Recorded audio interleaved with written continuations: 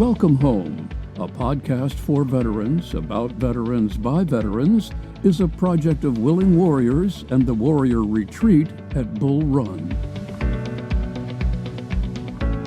Good morning. I'm your host, Larry Ziliox, Director of Culinary Services here at the Warrior Retreat at Bull Run. And this week, our guest is Michelle Lang. She's one of the founders, along with her husband, Chris, of a veteran service organization called Operation Honor, Rural Salute. And they have a great organization that helps veterans, rural veterans, find the resources, not only hiring, but in mental health resources, all sorts of things that veterans who live in the cities or close by to the VA facilities just sort of take for granted. So I'm really glad she could join us today. Michelle, welcome to the podcast. Yeah, thanks for having me. I really appreciate it. So tell us a little bit about how the organization came about. I know your husband, Chris, is an Army veteran, but how did you come up with the idea, or you guys decide that on top of everything when you're transitioning, it's a good idea to start a nonprofit? Yeah, it's very, I don't know. When you are used to the military life, I think you lose some of your senses and you just decide everything's a good idea. But he got out of the military the first time in 2019, and that is what started our journey. He didn't have a good transition. Even though we had everything lined up, he had a job, we had family support and everything like that, he really wasn't, and I wasn't prepared for the mental transition. And then we lived in an area where, yes, we could get to the VA as an hour away. Unfortunately, the VA that he had to go to was not helpful, which created sort of more of this moral injury and really started the decline. And so it's like, what do you do whenever you're not near your military installation that has all these nonprofits and resources that you can just go to a resource fair and see what's available to you? So with that, we started a nonprofit in 2021 with the idea that we would create this really robust database, all of these smaller nonprofits that people could basically just go backyard and use that were right there. Yeah. But we made a shift just this year. So the idea is we were always trying to tell rural veterans that, hey, I know you don't think so, but there's help available for you. But we did an event in June that was it was geared to rural veterans. It was marketed towards rural veterans. It's in my hometown, which is we have more cows than people county. So it's very rural. And that's event is whenever we decided to make the change, because people had that label then where they could say, like, I am a rural veteran. And this is actually really the first time I felt seen and supported. And I was like, well, we can reach you this whole time.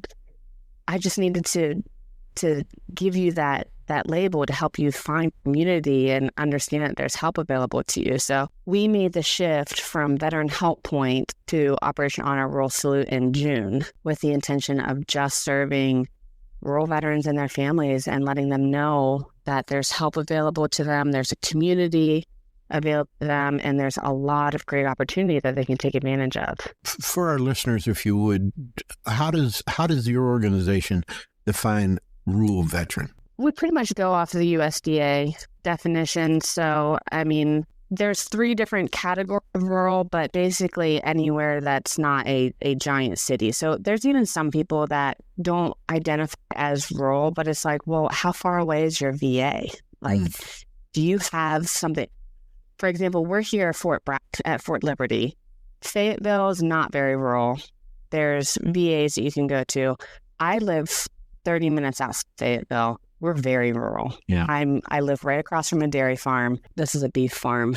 There's not much here. You have to travel kind of far to get any resources, usually for an hour. So if you have to go, more than an hour to get to a VA, you're probably living in a pretty rural area. Yeah. Well, I do travel more than an hour to get to a VA, but that's by choice, because where I live in this Northern Virginia suburbs, it's the same amount of time to drive 78 miles to the VA in West Virginia that it is to fight the traffic to go in 32 miles to the VA in D.C. But we're not really rural, but I do understand what it's like to have to make that haul, especially when sometimes the people you're dealing with at the VA are just quick to set up appointments for you like you'd right down the street. Right. So what's the number one issue that you think rural veterans face today?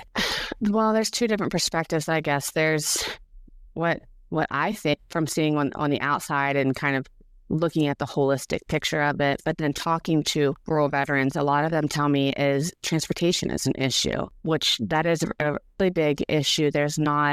We don't have Ubers and we don't have taxis. And if you are an older veteran and you're trying to get to your VA appointment, finding somebody that's going to take you, most of the people in my town in Pennsylvania have to go to the Martinsburg VA. Mm-hmm. And so trying to find somebody to take you to an hour and a half away and then sit and wait with you all day and then drive you back, that's really, really tough to do. So transportation is an issue, increasing awareness about telehealth, even finding places that some people don't have good connectivity at their house. So broadband, internet issues, awareness of the resources, because there's so many resources that people can use inside their own house that they're just not aware of because they don't think that they qualify. Mm-hmm. They don't realize that they have their benefits that they can use. I mean, the total awareness, all the opportunities is, to me, the number one issue. Mm-hmm. Mm-hmm. So let's go back and talk a little bit about your transition from the first time you said from service to civilian life. And where were you guys at that time, physically located? We were at Fort, I guess it's Fort Moore now, I think. So we were down there. It was not something that my husband wanted to do. He was not able to, his career has been very interesting. So he got orders to go to Fort Irwin, but he didn't have his Ranger tab as an infantryman because he got injured in Ranger school. And I mean, just all this stuff. So it was like, the writing was on the wall. He was never going to get promoted. He didn't want to drag his family to the middle of a desert for, to not see him for 3 years only to say, hey, we're not going to promote you. Yeah. So he's like, I'm just going to get out. We're just going to try and make this work. So he got a job. We moved back home to Pennsylvania, to Lancaster, Pennsylvania. And so that was about 2.5 hours away from both of our families, but still way closer than Georgia, right? Yeah. And that's where everything seemed okay. We had a house. We had my sister-in-law actually lived in Lancaster, so we had support. And that was the first time we ever lived near family in like 6 years. But he just did not have any fulfillment or purpose in his new job. And he went from only wanting to be a career soldier to now dealing with working in a factory that he didn't have any passion for. He wondered his purpose in life, felt like he was letting his family down, his country down, and really nobody to talk to about that. And I never hear this side either. Me as a spouse, I felt like I kind of was losing my identity too, because I had just come around to the fact that I was a military spouse. I'd fought it for so long. But yeah, it was finally like, hey, okay, I can embrace this lifestyle. But then we moved to Pennsylvania and I was like, oh no, like, what do I do? There's no, I'm so used to going on base for my medical care. I'm so used to doing this, and this, and having these support systems. Now you've got to figure it out all over again, but it's not the familiarity of going to, this office you need to go to. Now you have to figure it out all on your own all over again, right? Sure. That all really, really took a decline on his mental health. Unfortunately, he reached out to that local VA and they told him, no, we can't help you. And instead of saying like, here's other resources we can point you to, it's just like, have a good day. Bye. Yeah. And so he was like, well, I can't be helped. And that is where it got really, really bad. Like, boy, we were looking at the reality of getting divorced. I had just found out that I was pregnant with my second son, and when I found out, like it was like a light switch went off in him. And when I found out, I was actually afraid to tell him. And he is like a very loving father. He's a great dad, but we were not okay. Just like, boom, like that. It was so crazy. And I tried to get him the help that he needed. I tried to get him into a therapist.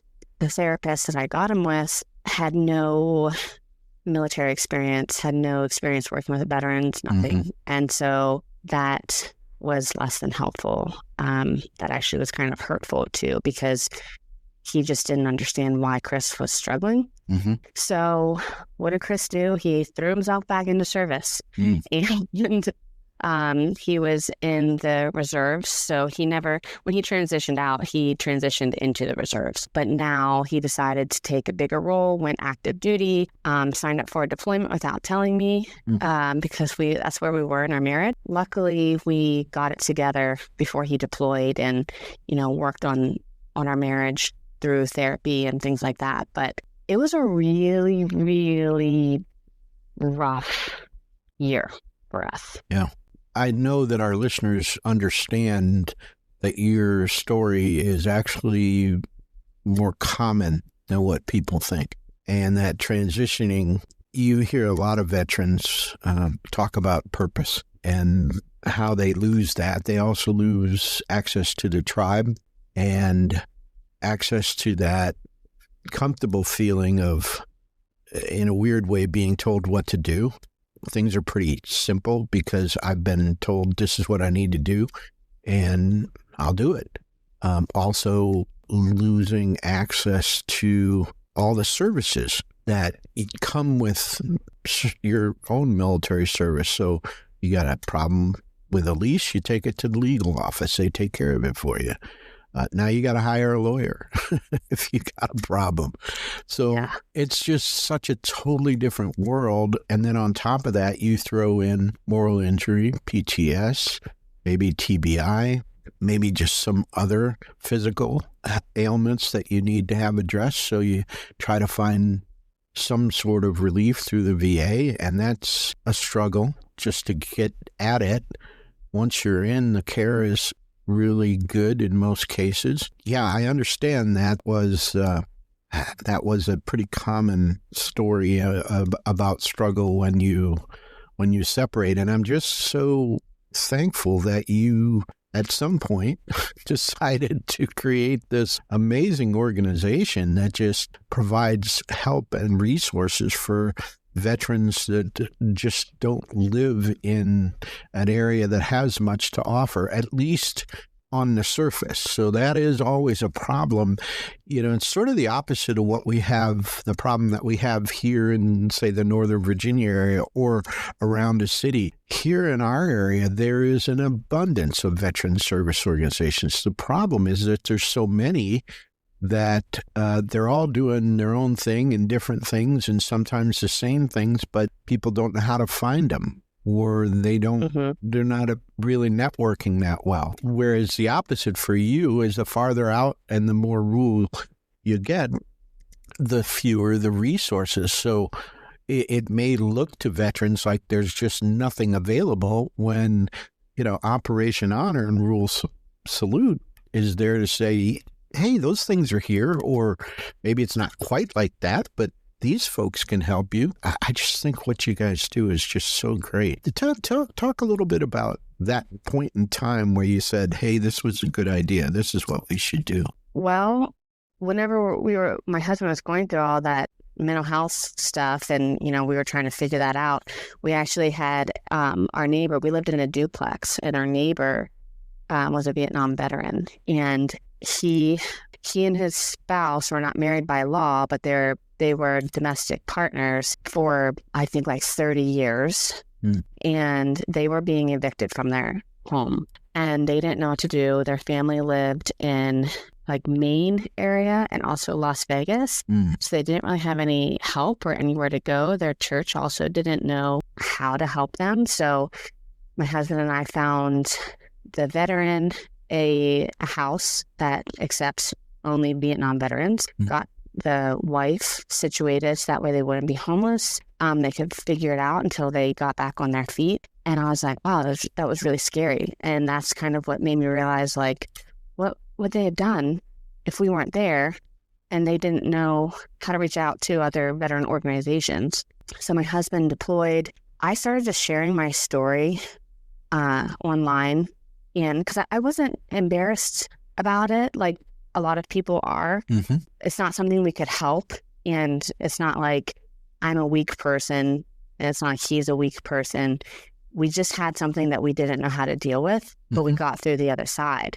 So I started talking about it, and even some of my friends were like, yeah, we had the same problem. And I was like, why didn't you talk to me about that? Well, I was embarrassed. And I get that as somebody that, wrote research papers for college and, knows how to research. I also couldn't find the help that I needed. And that was embarrassing. It's infuriating, but it's still no fault of our own. And I thought, we really got to do something about this. So I started talking to my husband about it while he was overseas and was like, wouldn't it just be easier if there was a way that people could know about these resources? So we decided to start a nonprofit whenever he got orders down here to Fort Liberty because he's been active duty reserve ever since. And I thought this is a good a place as any to start a nonprofit because there's all these resources and help. And there are. I mean, it's a fantastic place to start a nonprofit. The people here are really, really wonderful. There's really good resources if you're looking to start a business or nonprofit here. So I got to work and it was good. I just was trying to kind of boil the ocean, as they say. So I wasn't making as big of an impact as I wanted. And I still felt like there was just something that I was missing, and I really wasn't like scratching my passion. It's that like there was just an itch that I still was missing. And it really wasn't until that event where I was like, that's it. We just need to do only rural veterans and focus on them because they're the ones that are not getting the fact that there are resources available to them. And I just believe in this community so much. I love my rural community. It's just like my family. My family is from rural America. My parents were dairy farmers. My grandparents were dairy farmers. I know what they're capable of. And I know that a lot of city folk underestimate rural America, but without them, I mean, America would be not what it is today. Yeah, for sure. Oh, they'd eat less. Yeah. I want to direct the listeners to your webpage. So it's ohruralsalute.org. So that's an O, an H, and then the word rural and salute.org.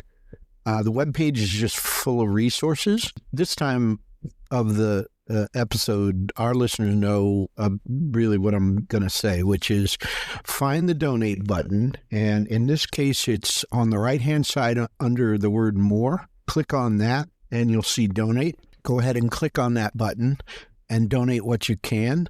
It's super simple. I just did it. Took me about 38 seconds. They have a PayPal Express route that I took, and it kind of threw me a little bit that the dollar amounts that are preset were a little bit different than what you usually see. But it's super simple, and this is a great organization that you can help out by donating. And for our rural listeners, anybody out there, is there a way for them to volunteer or to help out? What's the best way that people can help? Oh, there's a lot of ways. So, I mean, online, we have our online community that we just launched. So I believe it's the first ever online community for rural veterans. So help moderating that. We always need help with social media, with outreach, and then we have our in-person events. So in 2025, if you're local to the Gettysburg area, to the Fulton County, Pennsylvania area, or to the Southern Pines, Fayetteville area, we'll be doing events next year. And we always need tons of volunteers for these events because they're like big festivals. We go to Gettysburg a fair amount. It's a beautiful area, actually, just like Lancaster, the heart of Amish country up there. It's really nice. So should they just reach out through your webpage? Yeah, I think that my email is linked to there. If not, my email is Michelle with 2 L's at ohruralsalute.org. I mean, there's a contact button on the website or any of my social media accounts. We get all those messages too. Great. We really probably can get you some help there. But the main thing is, really, listeners, go to the webpage, ohruralsalute.org. Take a look at the resources. But under that More button on the right-hand side, hit donate and give what you can. Really, I would say that next to female veterans, that rural veterans are the most underserved in our community, clearly. And a lot of organizations are like, well, if you want help, move closer. Or, we can't put a VA on every corner. But there's a lot that can be done to help our rural veterans. And, Michelle, you and Chris are really doing something special. So I know our listeners really appreciate that. So thank you so much for joining us for this episode. I really appreciate it. And keep up the great work. Well, thank you for having me. I do appreciate it. So for our listeners, we'll have another episode next week, Monday morning at 0500. If you have any questions or suggestions, you can reach us at podcast@willingwarriors.org. Until then, thanks for listening.